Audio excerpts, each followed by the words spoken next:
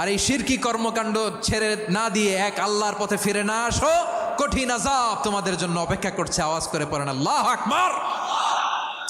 ফাইন্নী নাযীরুল লাকুম বাইনা ইয়াদাই আযাবিন শাদীদ, ভয়ঙ্করতম শাস্তি তোমাদের জন্য অপেক্ষা করেছে, আমি সেই শাস্তির সতর্কতা দিতে এসেছি। তাহলে বিশ্বনবীর আরেকটা বৈশিষ্ট্য, তিনি সতর্কতাকারী। সুবহানাল্লাহ, তিনি সতর্ককারী। উম্মাকে রিমাইন্ডার দিতে এসেছেন, ওয়ার্নিং দিতে এসেছেন।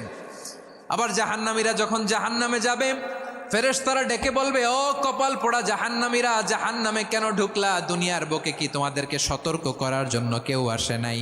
কুল্লামা উলকিয়া ফিহা ফাউজুন সাআলাহুম খাজানাতুহা আলাম ইয়াতিকুম নাযীর। সুবহানাল্লাহ পড়েন, আলাম ইয়াতিকুম নাযীর, কোন সতর্ককারী আসে নাই?